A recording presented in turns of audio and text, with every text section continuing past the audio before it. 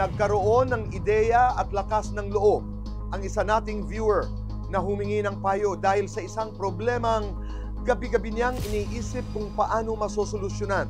Ito ang payong kapatid namin kay Steve Hamandron. 2019, pumunta yan sila sa bahay namin. Tapos inalok po kami, totally kaibigan ng misis ko yun, sila. Inalok mo kami kung gusto po ba namin bumili ng lupa. Tapos ang usapan po namin, Kuya Alan, di ko pa mapalakad ng title noong December na 2019 na yun kasi wala po kaming pera. Sa kasamaang palad, pumanaw na yung lula niya. Yun, nagdadahilan na sila. Ang ginawa ko, pinabarangay ko sila.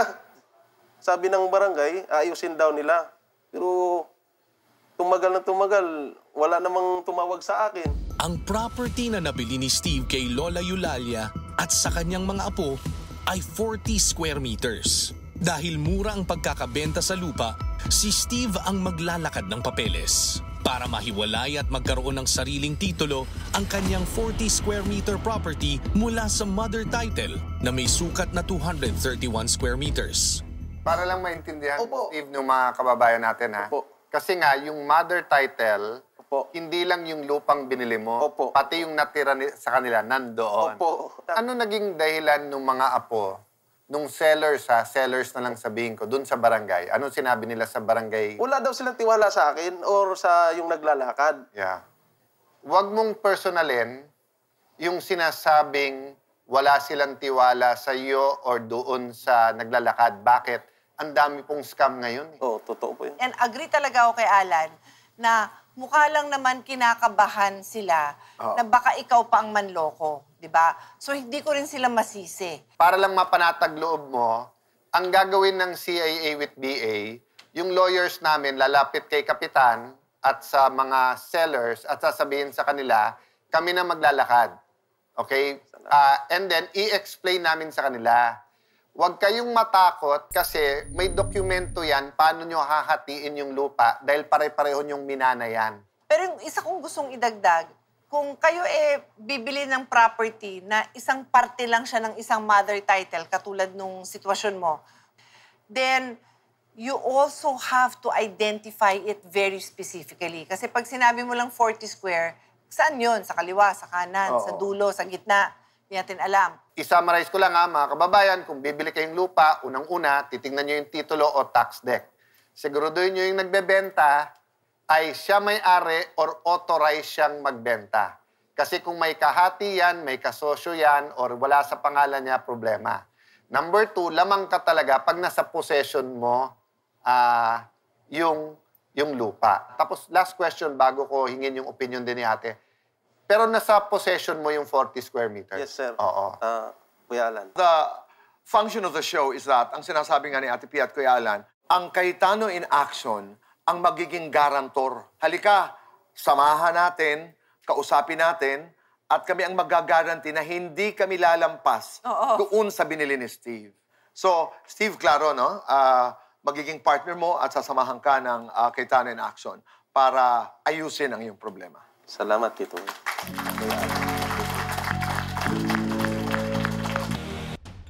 Sinamahan ng Cayetano in Action Team si Steve para muling kausapin at kumonsulta kay Kapitana Crisanta del Rosario ang problema ni Steve sa lupa. Pumayag na makipag-usap ang apo ni Lola Eulalia na si Maureen Marcelo. Napagkasunduan ni na Steve at Maureen na sabay na silang pupunta sa Registry of Deeds para isumite ang mother title at iba pang kinakailangang papeles.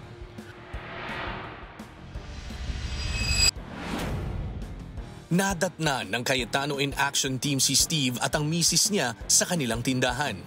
Kinamusta namin si Steve kung ano ang mga naging karanasan niya habang humihingi ng payo kina Kuya Alan at Ate Pia. Medyo kinabahan din po. So, siyempre po, hindi po basta-bastang tao yung nakaharap ko. Pero si Kuya Alan at si Ate Pia, nung makausap ko, nawala talaga lahat ng kaba ko. Kasi sobrang bait po nila. Pag kinakausap ka nila, parang magkapatid, magkalibi lang kami, parang ganon. Bilang first-time buyer ng property, marami raw na natutunan si Steve kina Kuya Alan at Ate Pia. Ang mga naalala ko sa mga sinabi ni Kuya Alan at ni Ate Pia ay yung hindi daw po magpadalos-dalos. sa pagbili ng property kung hindi ka daw po sigurado. At saka kailangan i-check mo daw lahat yung dokumento para hindi daw ma-scam. Malaking tulong din daw na namagitan ng programa para muling magbukas ang komunikasyon nila ni Maureen, ang apo ng namayapang si Lola Eulalia.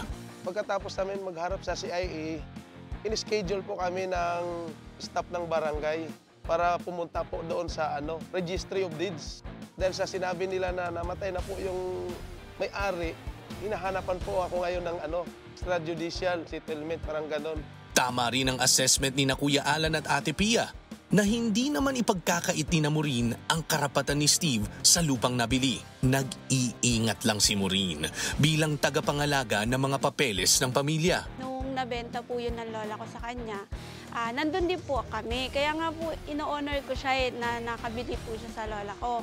Then, nung namatay na po yung lola ko, Steve, sabi ko, hihiramin mo daw yung title. Sabi niya, oo, kasi kailangan ko yan. Sabi ko, okay lang naman, pero kailangan kasama ako. Hindi naman po ako sa nagmamarunong, Kuya Steve. Wala pong magpapahiram sa inyo ng titulo na 40 square meter yung nabili nyo. Tapos ang gusto nyo pong hiramin, 231. Kung ano pong mangyari dyan, kami po yung ako po ang masisisi. Mahaba-habang proseso ang extrajudicial settlement. Dahil lahat ng kamag-anak na posibleng magmamana sa 231 square meter property ni Lola Eulalia, kailangang pumirma at kilalanin ang karapatan ni Steve sa lupa. Kaya ang Cayetano in Action Team ang gagabay kay Steve sa bawat hakbang ng prosesong ito. Sa tingin ko, tama po yun. Ginawa naming desisyon na sa CIA with BA kami pumunta. Malaking bagay sa amin, naliwanagan kami ng gusto sa aming buhay. Sa mga tulad ni Steve na hindi makatulog dahil may legal problem, mag-message lamang po kayo sa aming social media pages. Dahil sabi nga ni Steve, sumasagot at tumutulong ang CIA with BA. May special biyahe para sa salamat si Ate Pia at isasama niya tayo susunod sa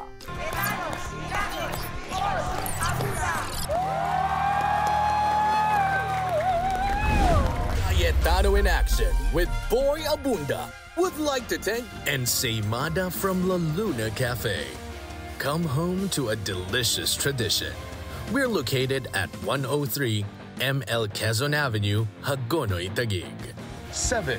Visit at B6, Bonifacio High Street, BGC, Taguig.